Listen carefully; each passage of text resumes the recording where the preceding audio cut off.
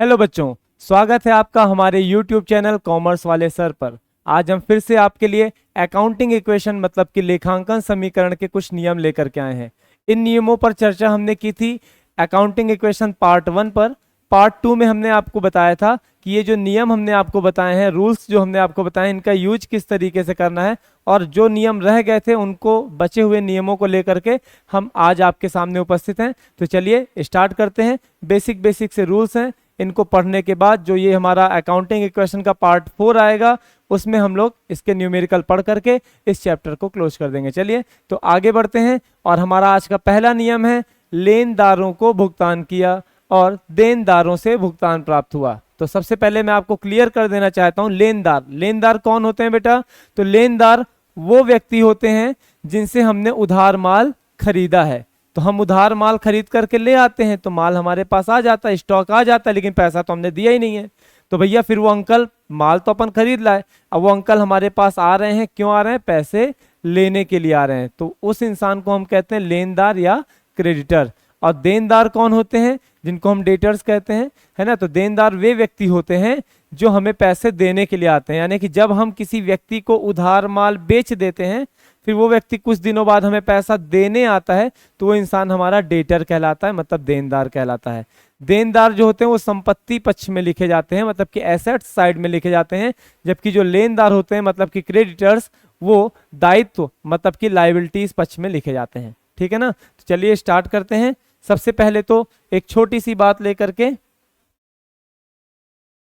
हाँ, कि भैया उधार खरीदने पर, यानी कि अगर हम क्रेडिट परचेज करेंगे मतलब कि उधार माल खरीदेंगे तो क्या बढ़ेगा, क्या चीजें प्लस होंगी? तो उधार माल खरीदने पर हमेशा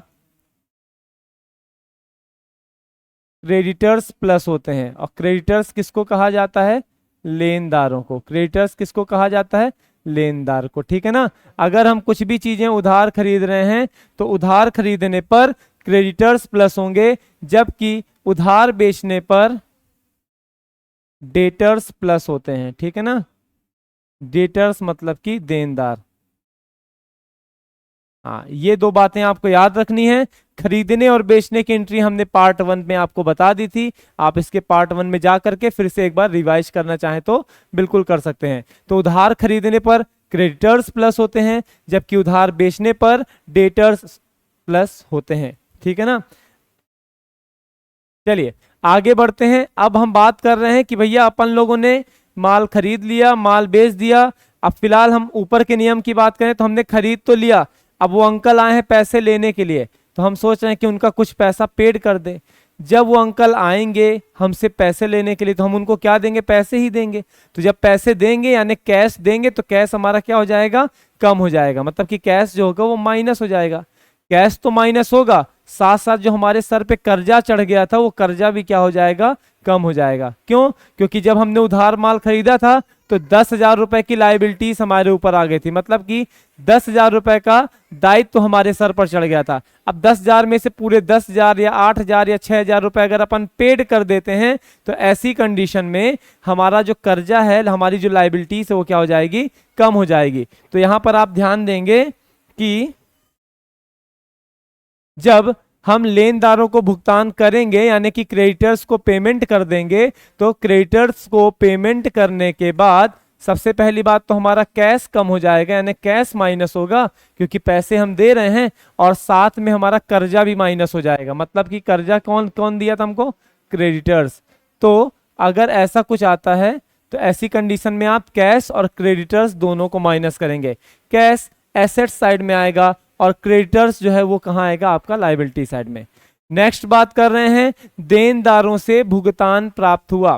कैश रिसीव्ड फ्रॉम डेटर्स, हमने माल बेच दिया था पहले कभी, अब वो देनदार जो थे ना वो आए हैं हमारा पैसा देने के लिए।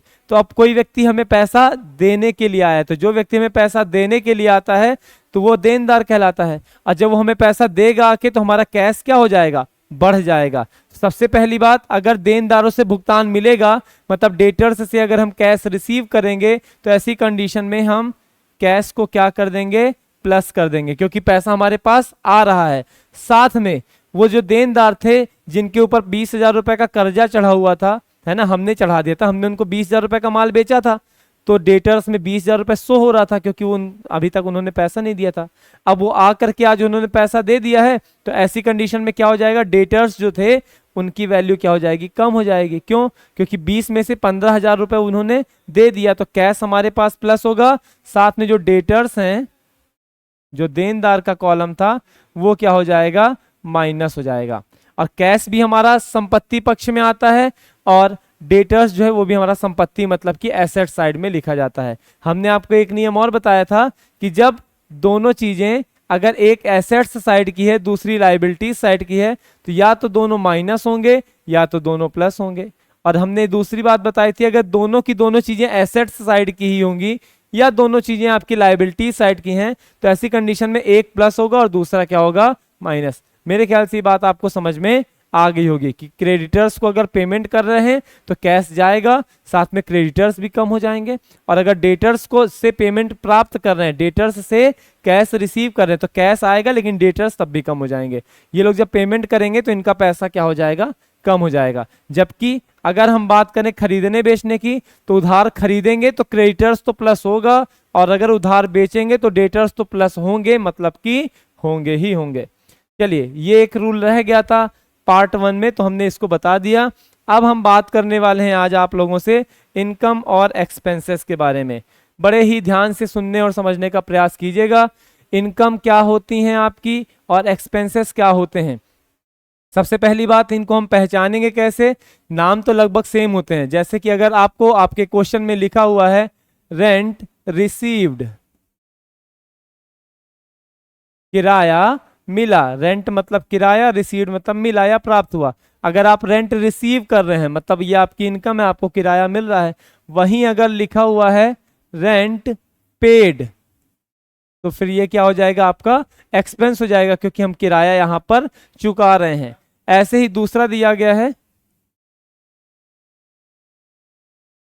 इंटरेस्ट रिसीव्ड, तो अगर इंटरेस्ट रिसीव्ड की बात आ रही है तो इंटरेस्ट रिसीव्ड अगर कर रहे हैं तो वो क्या कहलाएगी, हमारी इनकम कहलाएगी। जबकि अगर आपसे कहा जा रहा है इंटरेस्ट अलाउड, अगर इंटरेस्ट अलाउ करने की बात कही जा रही तो मतलब आप इंटरेस्ट दे रहे हैं, मतलब ब्याज का भुगतान कर रहे हैं। यहां पर आपको दो चीजें समझ में आई होंगी कि अगर रिसीव्ड वर्ड होगा तो वो हमारी क्या कहलाएगी, इनकम कहलाएगी, और अगर पेड वर्ड होता है या अलाउड वर्ड दिया जाता है तो वो क्या कहलाएंगे, हमारे एक्सपेंसेस कहलाएंगे। इस बात का आपको ख्याल रखना पड़ेगा, ठीक है। मैंने क्या बताया, अगर रिसीव्ड वर्ड है तो वो क्या कहलाएगी, हमारी इनकम, और अगर पेड वर्ड आ रहा है अलाउड वर्ड, एक्सपेंस को पहचानने के लिए दो बातें हैं, पेड या अलाउड वर्ड अगर आ रहा है तो वो क्या हो जाएगा, एक्सपेंस कहलाएगा। हिंदी में कोई दिक्कत नहीं, किराया प्राप्त किया तो प्राप्त हो रहा है तो भैया वो क्या है, हमारी इनकम है। इंटरेस्ट यानी ब्याज प्राप्त हुआ तो हमारी इनकम है। इसको समझना है, कई बच्चे समझ नहीं पाते कि हमारी इनकम एक्सपेंस के अंतर्गत आएगा कि नहीं आएगा, और इसी कारण वो गलती कर बैठते हैं। इसके कारण मैं आपको बता रहा हूं, रेंट रिसीव्ड, इंटरेस्ट रिसीव्ड। इसके बाद एक चीज और बता दें, डिस्काउंट मतलब बट्टा रिसीव्ड, और साथ ही साथ डिस्काउंट रिसीव्ड के साथ साथ कमीशन रिसीव्ड, कमीशन रिसीव्ड, ठीक है ना। तो ये चार चीजें जो होती हैं खास तौर पे क्या कहलाती हैं, हमारी इनकम कहलाती हैं। और रेंट पेड, इंटरेस्ट पेड या इंटरेस्ट अलाउड, साथ में डिस्काउंट अलाउड और कमीशन पेड या कमीशन अलाउड, है ना। ये सब क्या कहलाते हैं बेटा, ये सब हमारे एक्सपेंसेस कहलाते हैं। यही बस एक्सपेंसेस नहीं होते हैं, इसके अलावा बेटा इनकम की बात करें तो इनकम ये चारों हैं, और एक्सपेंस की बात करें तो एक्सपेंस तो हमारे पास बहुत सारे हैं। जैसे कि सैलरी, सैलरी का मतलब होता है वेतन। आपको बता दें कि आप यहाँ पर 11th क्लास जो पढ़ रहे हैं वो मालिक की हैसियत यानी बिजनेस के ओनर की हैसियत से पढ़ रहे हैं। आपको सैलरी फिलहाल मिलने वाली नहीं है, आप सैलरी पेड करेंगे। सैलरी बस आप क्या करेंगे, पेड करेंगे, तो सैलरी आपके एक्सपेंस यानी खर्चे के कॉलम में आएगा। ऐसे वेजेस, वेजेस का मतलब होता है मजदूरी, तो मजदूरी भी जो है ना वो भी क्या कहलाएगी, आपका एक्सपेंस ही कहलाएगी, ठीक है ना। वेजेस भी आपके एक्सपेंस साइड में आएगा। चलिए, इसके अलावा एक और खर्चा जो बताना चाहता हूं मैं आप लोगों को, वो खर्चा है ड्राइंग। ड्राइंग को हम कहते हैं आहरण। अगर आपके प्रश्न में पर्सनल यूज करके कोई भी बात लिखी है, पर्सनल यूज मतलब निजी प्रयोग, तो निजी प्रयोग वाली बातों को ही हम ड्राइंग या आहरण कहते हैं। मतलब आपसे कहा जाएगा कि आपने अपने निजी प्रयोग के लिए अपने ही व्यापार से पैसे निकाले। अब भैया हमारी मान लीजिए कपड़े की दुकान है और हमने क्या किया, हमको कुछ किराने का सामान खरीदना था, तो किराने का सामान खरीदने के लिए हमने अपनी दुकान से पैसे निकाल लिए। तो भैया मेरी दुकान है, मैं इसीलिए दुकान चला ही रहा हूं ताकि मैं वहां से पैसे कमा सकूं। अब मुझे किराने का सामान खरीदना है तो भैया पैसे निकालूंगा ना, तो मैंने अपने निजी प्रयोग के लिए निकाले हैं। तो पर्सनल यूज ये भी एक प्रकार का क्या कहलाएगा, खर्चा कहलाएगा। मैं अगर अपने बच्चे के स्कूल की फीस अगर पेड करूंगा तो ये भी क्या कहलाएगा, ड्राइंग कहलाएगा, निजी व्यय मेरा कहलाएगा। तो निजी प्रयोग के लिए अगर मैंने कैश निकाला है तो वो भी चलेगा। और मान लीजिए कि अब हमको पार्टी में जाना है, हमारे पास नए नए कपड़े नहीं है, तो ऐसी कंडीशन में हमने क्या किया, अपनी ही दुकान से कपड़े निकाल लिए। तो मैं ये कह रहा हूं आपसे कि मैं अगर निजी प्रयोग के लिए मतलब कि पर्सनल यूज के लिए अपने ही व्यापार से कैश निकालूं, वो भी आहरण कहलाएगा, मतलब ड्राइंग कहलाएगा। और कैश की जगह पर अगर स्टॉक निकालता हूं, मतलब कि स्टॉक यानी वही माल निकालता हूं, तो वो भी क्या कहलाएगा, ड्राइंग यानी कि आहरण कहलाएगा। तो इस बात को आप जरूर ध्यान रखिएगा। तो ड्राइंग या आहरण में एक वर्ड जो जुड़ा रहेगा उसका नाम है पर्सनल यूज, ठीक है ना, मतलब कि निजी प्रयोग। निजी प्रयोग वर्ड अगर कहीं पर भी मिल गया तो आप समझ जाइएगा कि वो क्या है, ड्राइंग है, ठीक ना। बाकी ये जो सामान्य से खर्चे अभी आपके न्यूमेरिकल्स में आने वाले हैं उनको मैंने बता दिया। और भी खर्चे होते हैं जैसे एडवर्टाइजमेंट, मतलब अगर हम विज्ञापन करा रहे हैं, इंश्योरेंस का पैसा पेड कर रहे हैं तो वो भी खर्चा कहलाएगा। इंश्योरेंस हो गया, एडवर्टाइजमेंट हो गया। इसके अलावा कैरिज एंड कार्टेज, मतलब गाड़ी भाड़ा, गाड़ी से नहीं अपन सामान वामान मंगाते हैं तो उसका जो भाड़ा होगा कैरिज या कार्टेज, वो भी किस में आ जाएगा, एक्सपेंस में आ जाएगा। टैक्स अगर पेड कर रहे हैं, मतलब कि इनकम टैक्स या अन्य कोई भी टैक्स पेड कर रहे हैं तो वो भी एक्सपेंस की ही श्रेणी में आएगा, ठीक ना। तो इस तरीके से कई सारे खर्चे होते हैं। बाकी चीजें अपन न्यूमेरिकल में देख लेंगे। बात आपको एक याद रखनी है कि अगर पीछे पेड या अलाउड वर्ड लिखा है ना, मतलब भुगतान किया, तो वो समझ जाइएगा एक्सपेंस ही है आपका। और अगर रिसीव्ड वर्ड लिखा है तो समझ जाइएगा ये क्या है, आपकी इनकम है। अब इसकी एंट्री किस प्रकार करते हैं वो मैं आपको बताना चाह रहा हूं। एक्सपेंस अगर आएगा, अगर आपके प्रश्न में क्या दिया गया है, एक्सपेंस दिया गया है, तो सोचिए अगर आप अपने कर्मचारी को सैलरी देंगे, आपके यहाँ 4-6 कर्मचारी काम कर रहे हैं और आप उनको सैलरी दे रहे हैं, तो जब आप उनको सैलरी देंगे मतलब वेतन देंगे तो उसमें क्या देंगे, क्या देंगे भाई, तो कैश देंगे। तो हमने पैसा क्या किया, दे दिया। बदले में कुछ मिला क्या, कुछ नहीं मिलेगा। वो महीना भर आपकी दुकान में काम कर चुके हैं, उन्होंने अपनी सेवाएं प्रदान की हैं आपको, ठीक है ना। तो उसके बदले में आप उनको क्या दे रहे हैं, सैलरी दे रहे हैं। तो जब हम सैलरी देंगे तो कैश हमारे पास से जाएगा, बदले में कुछ नहीं आएगा। अब कैश जाएगा तो चलो हमने लिख दिया, कैश यहाँ पर क्या हो जाएगा, माइनस हो जाएगा। लेकिन जब कुछ आ ही नहीं रहा है तो हम भैया इक्वेशन को इक्वल कैसे करेंगे, मतलब समीकरण को बराबर कैसे करेंगे। तो भैया आपको बताएं, इधर तरफ कैश और उस तरफ अगर देखा जाए तो कैपिटल, ये दोनों चीजें जो होती हैं ये मुख्य भूमिका में होती हैं। तो अगर हम किसी भी प्रकार का एक्सपेंस पेड कर रहे हैं तो ऐसी कंडीशन में कैश भी माइनस हो जाएगा और साथ साथ क्या माइनस हो जाएगा, कैपिटल भी माइनस हो जाएगा, ठीक है ना। कैश भी माइनस हो जाएगा और कैपिटल, जैसे अगर आपने सैलरी दी तो कैश और कैपिटल माइनस हो गए, ठीक ना। अगर आपने अपने कर्मचारी को मजदूरी दी है, ठीक ना, मजदूरों को मजदूरी दी है तो भी कैश और कैपिटल माइनस हो जाएगा। आपने अपनी बिल्डिंग का रेंट पेड कर दिया, किराए का भुगतान कर दिया, किराया चुका दिया, तो भी किराए में क्या देंगे, कैश देंगे। तो कैश भी माइनस होगा और कैपिटल भी माइनस होगा। समझ गए आप लोग। हाँ, अब आपसे कहा गया है withdraw cash for personal use, मतलब हमने अपने निजी प्रयोग के लिए अपनी ही दुकान से पैसा निकाला। तो भैया निजी प्रयोग बोल दिया गया, तो निजी प्रयोग को क्या कहा जाता है, ड्राइंग कहा जाता है, मतलब कि आहरण। तो ऐसी कंडीशन में भी कैश आपका माइनस हो जाएगा और साथ में कैपिटल भी आपका माइनस हो जाएगा। लेकिन लेकिन लेकिन एक बात यहां पर और आती है। बात यह आती है कि अगर आप अपनी दुकान से कैश ना निकाल के अपनी दुकान का माल निकाल रहे हैं, मतलब अपनी दुकान का गुड्स निकाल रहे हैं अपने पर्सनल यूज के लिए, तो ये भी है एक्सपेंस ही। लेकिन ऐसी कंडीशन में कैश माइनस ना हो करके ऐसी कंडीशन में क्या माइनस होगा, स्टॉक, और उधर तो कैपिटल ही माइनस होगा। कैश माइनस कैपिटल माइनस या स्टॉक माइनस और कैपिटल माइनस, ये चीजें या में है, मतलब कि और में है ना।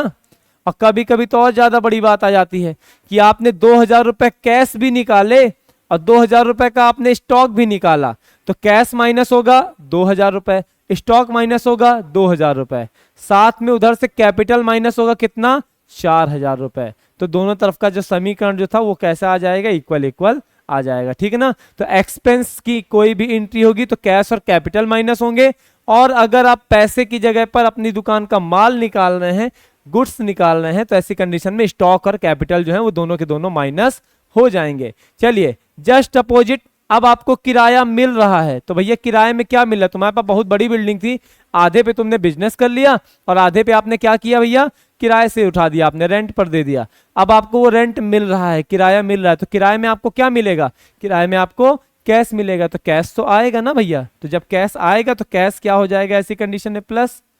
कुछ जा भी रहा है क्या, नहीं भैया बिल्डिंग जा चुकी है, पहले ही दे चुके हैं, तो मतलब हुआ क्या, तो भैया हमको किराया मिला, तो किराया मिला तो किराए में बस हमको क्या मिला, कैश मिला, तो कैश तो आ गया। बाकी आगे क्या करेंगे, तो कैश प्लस हो जाएगा, दूसरा कुछ समझ नहीं आ रहा है तो इधर से कैश प्लस हुआ है तो बगल में क्या प्लस हो जाएगा, कैपिटल प्लस हो जाएगा। तो अगर किसी प्रकार का कोई एक्सपेंस होता है तो कैश और कैपिटल माइनस होते हैं, किसी प्रकार की कोई इनकम होती है तो कैश और कैपिटल दोनों के दोनों क्या हो जाते हैं, प्लस हो जाते हैं, है ना। ये सिंपल सी बात थी, है ना। आप थोड़ा सा बताइएगा, है ना। जैसे अगर हमने बोला रेंट रिसीव्ड, किराया मिला, तो किराया मिला में क्या एंट्री होगी बेटा, किराए में क्या मिल रहा है, कैश मिल रहा है, तो कैश प्लस हो जाएगा, कैपिटल भी प्लस हो जाएगा। लिख के नहीं बता रहा हूं मैं, ऐसे ही क्वेश्चन भी बोल दे रहा हूं, आंसर भी बोल दे रहा हूं। नेक्स्ट बात यहां पर कही जा रही है कि आपने कमीशन पेड किया, पेड कमीशन, कमीशन का आपने भुगतान किया, तो कमीशन पेड करने की कंडीशन में क्या जाएगा, कैश जाएगा, तो कैश और कैपिटल माइनस हो जाएगा, ठीक है ना। इस तरीके से आप समझेंगे। चलिए अब नेक्स्ट जो मैं आपको बताने जा रहा हूं, एक्सपेंसेस के टाइप्स बताने जा रहा हूं। एक्सपेंस भी कई प्रकार के होते हैं, तो एक्सपेंस के जो टाइप बताने जा रहा था, दो प्रकार के होते हैं। सामान्य रूप से अगर देखा जाए तो हमारे जो एक्सपेंस हैं कितने प्रकार के हैं, दो प्रकार के हैं। पहला एक्सपेंस जो है बेटा वो है प्रीपेड एक्सपेंस, ठीक है, और दूसरा एक्सपेंस जो है वो है आउटस्टैंडिंग एक्सपेंस। जो प्रीपेड एक्सपेंस होता है ना बेटा, उसको हम हिंदी में कहते हैं पूर्व दत्त व्यय, और जो आउटस्टैंडिंग एक्सपेंस होता है उसको हम कहते हैं अदत्त व्यय। तो बड़े ध्यान से इसको समझने का प्रयास कीजिएगा। प्रीपेड, आपने प्रीपेड नाम से सुना होगा, सिम ही होती है आपकी, है ना। तो सिम जो होती है उसमें आप क्या करते हैं, पहले आप बैलेंस भी डाल देते हैं, उसके बाद आप उसकी सेवाओं का उपयोग करते हैं, है ना। प्रीपेड का एक दूसरा नाम भी होता है, प्रीपेड को अपन पेड इन एडवांस, अरे पेड, रुक जाइए, पेड इन एडवांस के नाम से भी जानते हैं, ठीक ना। मतलब जिन भी चीजों का उपयोग अपन बाद में करने वाले हैं और उनका पैसा आपने एडवांस में पे कर दिया है, उसको हम प्रीपेड एक्सपेंस कहते हैं। पैसा आपने पे कर दिया है तो समझ जाइए कि कैश यहां पर आपका चला गया है। समझ में आ रही मेरी बात ना। तो प्रीपेड एक्सपेंस ये भी है, एक्सपेंस ये भी है। एक्सपेंस के दो टाइप बता रहा हूं। आपको पता है कि जब भी हम एक्सपेंस की बात करते हैं तो कैश और कैपिटल दोनों के दोनों माइनस होते हैं। तो यहां पर भी समझ जाइएगा, इनमें भी कैश या कैपिटल में कुछ ना कुछ तो माइनस जरूर होगा। दोनों के दोनों तो माइनस नहीं होंगे, क्योंकि भैया आपको इन शब्दों का भी उपयोग करना है। तो प्रीपेड का मतलब आपको समझ में आया। प्रीपेड मतलब होता है पेड इन एडवांस, यानी जहां पे हम पैसा पहले पेड कर देते हैं और उनकी सेवाओं का उपयोग बाद में करते हैं, वो प्रीपेड कहलाता है। चाहे वो रेंट हो, चाहे आपके स्कूल की, आपके कोचिंग की फीस हो, अगर आप एडवांस में पे कर रहे हैं तो उसको अपन प्रीपेड या पेड इन एडवांस कहेंगे। अब आप ये सोचिए कि जो इसको लिखा किधर जाएगा, प्रीपेड को हम किस पक्ष में लिखेंगे, एसेट साइड में या लायबिलिटीज में। तो अगर आपने 2 महीने का रेंट पेड कर दिया है, अब आप वहां रहने लग गए, अब आपने क्या किया, थोड़ा सा नाच गाना कुछ भी मतलब ज्यादा तेज तेज से आपने साउंड बजाया। अब आपके मकान मालिक आके कह रहे हैं कि भैया भाग जाओ यहाँ से, बिल्कुल रह नहीं सकते, हम तो तुमको निकाल देंगे। तो आप खुद सोचिए कि आप जाएंगे वहां से? नहीं जाएंगे। अगर जाएंगे तो कहेंगे भैया जो हमने 2 महीने का एडवांस रेंट पेड किया है आप उसको दे दो। और अगर वो दे देता है तब तो चले जाएंगे, लेकिन अगर नहीं देगा तो फिर तो आप कहीं जाने वाले नहीं, वहीं पे बैठ जाओगे बोरी बिस्तर लेके कि भैया 2 महीने से पहले हम कहीं भी जाने वाले नहीं है। तो कहने का तात्पर्य यह है कि जो प्रीपेड एक्सपेंसेस होते एक्सपेंस हैं, लेकिन उसके बावजूद उनको लिखा जो जाता है वो एसेट्स साइड में लिखा जाता है। किधर लिखा जाता है इनको बेटा? एसेट्स साइड में। एसेट्स मतलब संपत्ति पक्ष में इनको लिखा जाता है। तो जब आप लोग अपना कॉलम बनाएंगे ना एसेट्स वाला, तो अगर प्रीपेड एक्सपेंसेस की बात आती है तो आप उसको एसेट्स मतलब कि संपत्ति पक्ष में लिखिएगा। आउटस्टैंडिंग एक्सपेंसेस जिसको हम अदत्त व्यय कहते हैं। अदत्त व्यय का तात्पर्य होता है ऐसे व्यय जो अभी देना बाकी हैं, अभी देना बाकी है, ठीक है ना। तो अदत्त व्यय मतलब आउटस्टैंडिंग एक्सपेंसेस ऐसे एक्सपेंसेस होते हैं जो अभी तक आपने पेमेंट नहीं किया है, जिनका अभी तक आपने उनके संबंध में कोई पैसा नहीं दिया। मतलब 2 महीना हो गया है तुमको घर में रहते रहते और तुमने अभी तक इसका किराया नहीं चुकाया है, तो इस हिसाब से आपका जो किराया है वो अदत्त किराया कहलाएगा। मतलब जो रेंट है वो क्या है? आपका आउटस्टैंडिंग है अभी तक, क्योंकि आपने उसको पे नहीं किया है, पैसा जो है वो अभी देना बाकी है। अब सोचो अभी तक पैसा देना दिए नहीं है, अभी पैसा देना बाकी है, तो भैया 2 महीने का हमारे ऊपर क्या चढ़ गया? कर्जा चढ़ गया ना, कि अभी तक अपन ने 2 महीने का किराया भुगतान नहीं किया है, तो वो हमारे सर पे क्या चढ़ गया? कर्जा चढ़ गया। तो ऐसी कंडीशन में आप समझ सकते हैं कि जो आउटस्टैंडिंग एक्सपेंसेस होते हैं इनको किस तरफ लिखा जाता है? तो लायबिलिटीज साइड में लिखा जाता है। लायबिलिटीज का तात्पर्य होता है दायित्व पक्ष में, ठीक है ना। हाँ, तो पहली बात आप लोगों को समझ में आ गई कि प्रीपेड भी एक्सपेंस है और आउटस्टैंडिंग भी एक्सपेंस है। प्रीपेड एक ऐसा एक्सपेंस है जिसको अपन ने एडवांस में ही जमा कर दिया है, इसलिए क्या बन जाता है? हमारी संपत्ति मतलब एसेट्स बन जाता है। आउटस्टैंडिंग एक्सपेंसेस ऐसे एक्सपेंसेस होते हैं जो कि अभी भुगतान करना बाकी है, मतलब इसको भी पेड करना बाकी है, तो अभी तक अपन ने इसको पेड नहीं किया है, तो ऐसी कंडीशन में ये हमारी क्या बन जाती है? लाइबिलिटीज बन जाती है, मतलब कि हमारा दायित्व बन जाती है। इसको लाइबिलिटीज मतलब कि दायित्व साइड में लिखा जाएगा।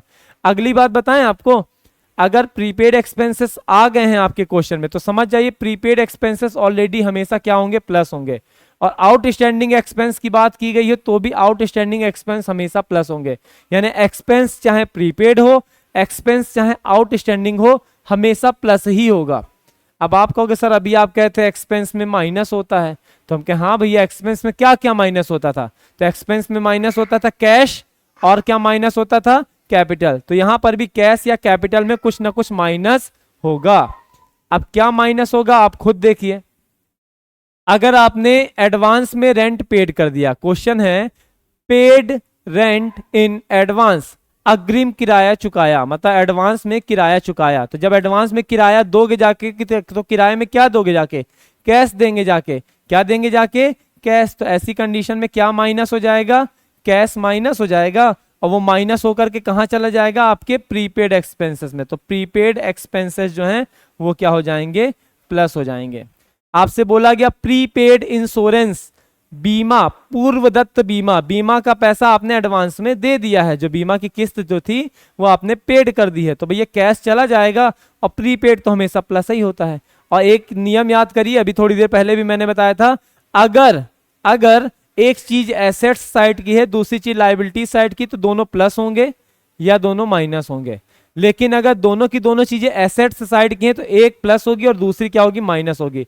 तो आप इस हिसाब से भी समझ सकते हैं कि एक्सपेंस में कैश और कैपिटल ये दोनों क्या होते थे? माइनस होते थे, है ना। तो माइनस भी होंगे तो कैश या कैपिटल में से ही कोई ना कोई माइनस होगा। फिर हमने एक बात आपको और बताई कि प्रीपेड एक्सपेंस हमेशा प्लस होते हैं, आउटस्टैंडिंग एक्सपेंसेस हमेशा प्लस होते हैं। तो अगर प्रीपेड रेंट की बात हो रही है या प्रीपेड इंश्योरेंस की बात हो रही है तो ये तो प्लस होंगे। तो जो माइनस होगा वो भी किस साइड का होगा? इस साइड का ही होगा, मतलब कि एसेट्स साइड का ही होगा। और एसेट्स में क्या होता है? कैश होता है, ठीक है ना। तो ऐसी कंडीशन में प्रीपेड एक्सपेंसेस प्लस होंगे और कैश क्या हो जाएगा? माइनस। समझ में आया तो अच्छी बात, नहीं आया तो एक बार इसको समझने का प्रयास कीजिए। मैंने बोला आउटस्टैंडिंग रेंट है कि अभी तक आपको किराया देना बाकी है, या आउटस्टैंडिंग सैलरी है, आपने अपने कर्मचारियों से 2 महीने तक काम करा लिया और अभी तक आपने सैलरी नहीं दी है, तो भैया ये तो तुम्हारे सर पे कर्जा चढ़ते जा रहा है ना। हाँ, तो इसीलिए इसको हम कहाँ लिखेंगे, लायबिलिटी साइड में। दूसरी बात मैंने क्या बोली कि ये क्या है, एक्सपेंस है। जब भी एक्सपेंस होता है तो कैश या कैपिटल में, कैश और कैपिटल क्या होते हैं, माइनस होते हैं। यहाँ पे एक ही होगा क्योंकि एक तरफ तो ये आ जाएगा, दो ही चीजें अपन को प्लस या माइनस करनी है। और मैंने एक बात आपको साथ में और ये बताई कि प्रीपेड एक्सपेंस भी हमेशा प्लस होता है और आउटस्टैंडिंग एक्सपेंस भी हमेशा प्लस होता है। तो भैया अगर आपको क्वेश्चन में बोला गया है आउटस्टैंडिंग रेंट है 5,000 रुपए, तो आउटस्टैंडिंग एक्सपेंसेस में क्या हो जाएगा जाकर कि ये पैसा प्लस हो जाएगा। अब बात तो हो रही है कि ये क्या है, आपका एक्सपेंस है। आउटस्टैंडिंग किसका टाइप है, एक्सपेंस का टाइप है, एक्सपेंस का प्रकार है। तो ऐसी कंडीशन में कुछ ना कुछ माइनस होगा। अगर मैं यहां पर कैश माइनस करता हूं, कैश या कैपिटल में से ही कुछ माइनस होगा। तो आउटस्टैंडिंग एक्सपेंस लायबिलिटी साइड में है और ये प्लस हो रहा है। कैश किस साइड का है, एसेट साइड का, ये माइनस हो रहा है।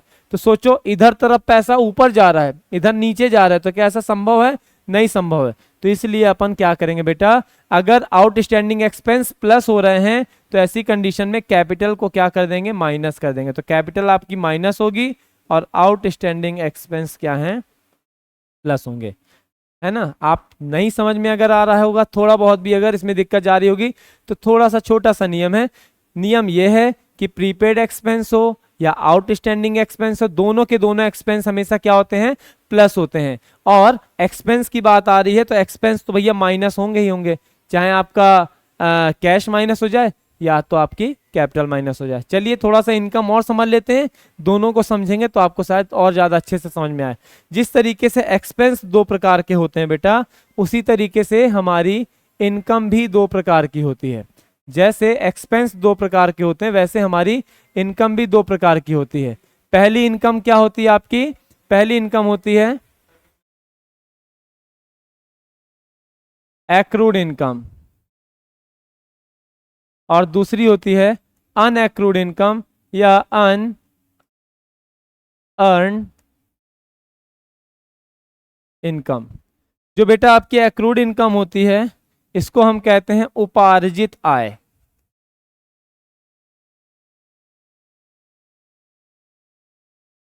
और जो अनएक्रूड इनकम होती है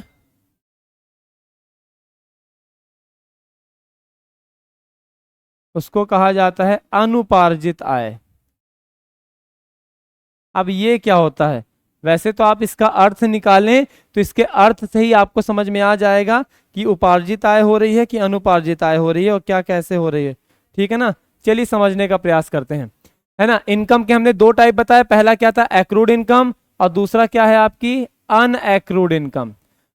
एक्रूड इनकम मतलब कि उपार्जित आय, उपार्जित आय यानी कि ऐसी आय जो आपने अर्जित कर ली है, मतलब कमा ली है लेकिन अभी तक आपको प्राप्त नहीं हुई है। उपार्जित आय कौन सी आय कहलाएगी, जो आपने कमा तो लिया है लेकिन अभी तक आपने प्राप्त नहीं किया है।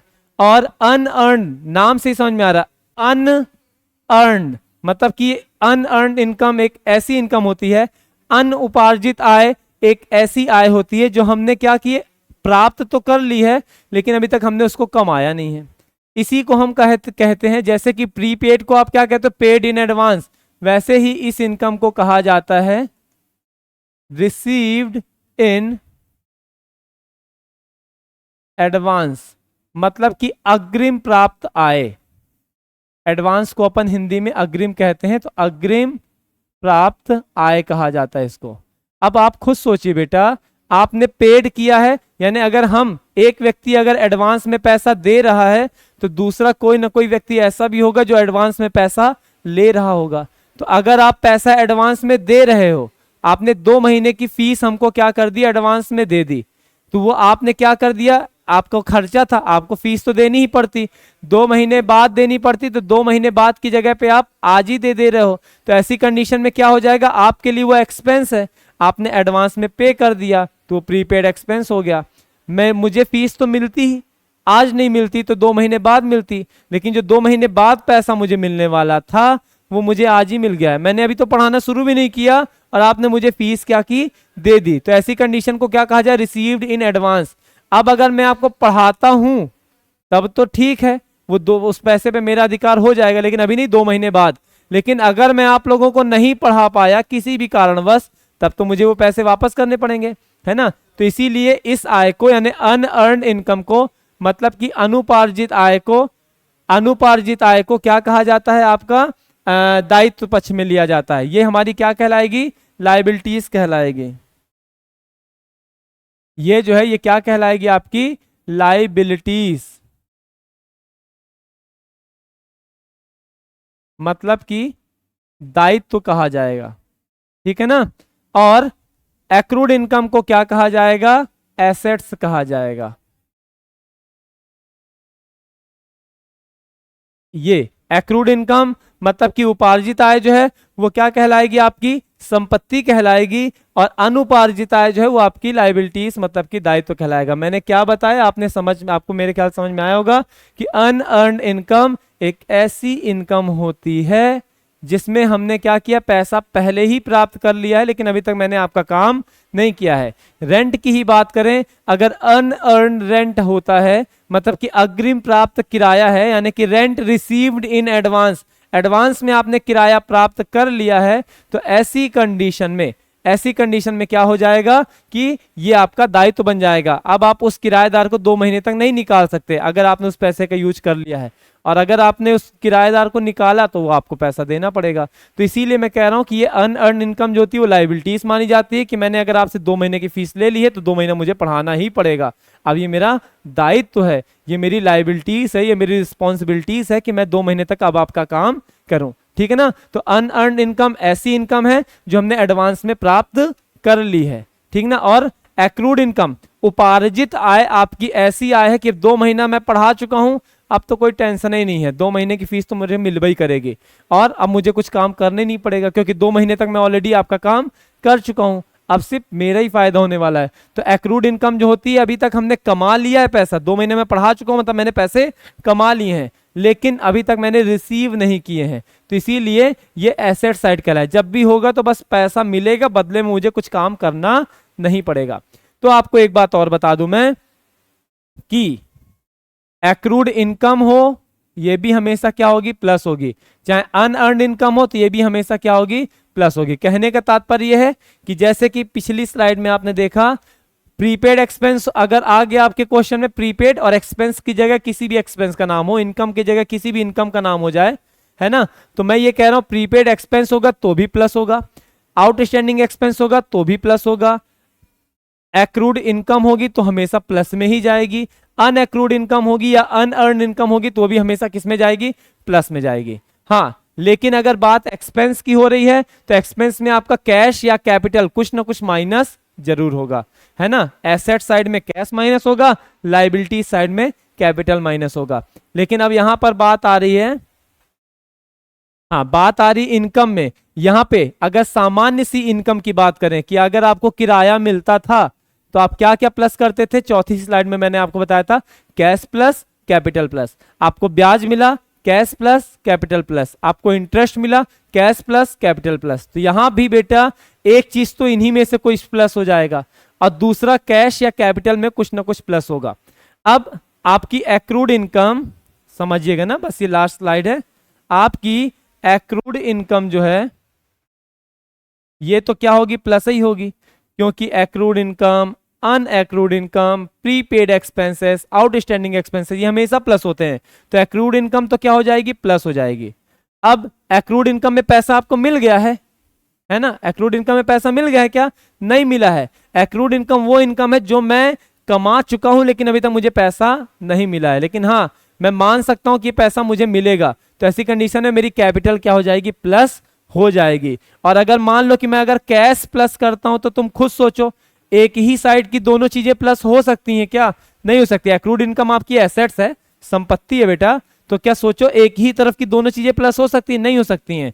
ये भी नियम देख लो, और चाहे दूसरा नियम ये समझ लो कि एक्रूड इनकम एक ऐसी इनकम है जो मैंने सिर्फ कमाया है पैसा, लेकिन अभी तक मुझे पैसा वो मिला नहीं है, मतलब मैं 2 महीने पढ़ा चुका हूं तो पैसा मुझे मिल जाएगा जब मैं मांगूंगा, लेकिन अभी तक मिला मुझे नहीं है। तो ऐसी कंडीशन में एक्रूड इनकम में एक्रूड इनकम प्लस होगा, और साथ ही साथ क्या प्लस होगा बेटा, तो कैपिटल प्लस होगा। साथ में अगर अनअर्न्ड इनकम की बात की जाए तो अनअर्न्ड इनकम का जो कॉलम होगा ये क्या हो जाएगा, प्लस हो जाएगा, क्योंकि आप सबको पता है prepaid expenses, outstanding expenses, accrued income, unaccrued income ये हमेशा प्लस ही होते हैं। और बात यहाँ इनकम की हो रही है तो इनकम में कैश और कैपिटल भी प्लस होते हैं। तो कैश और कैपिटल में से यहाँ क्या प्लस होगा?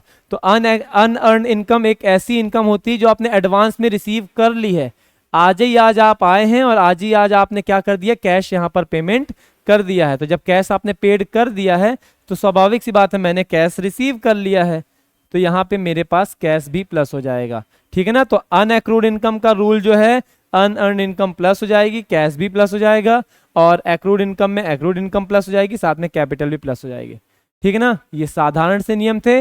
बस नियमों की बात की जाए तो लगभग मैंने सारे के सारे नियम आपको बता दिए हैं। एक दो अगर रह भी गए होंगे तो अब मैं आप लोगों को कल ही, आज ये वीडियो आपका अपलोड हो जाएगा, कल मैं जो पढ़ाऊंगा उसमें आपकी ये न्यूमेरिकल्स बता करके, और कोई नियम अगर छूट गया होगा तो उस नियम को बता करके इस चैप्टर को कंप्लीट कर देंगे।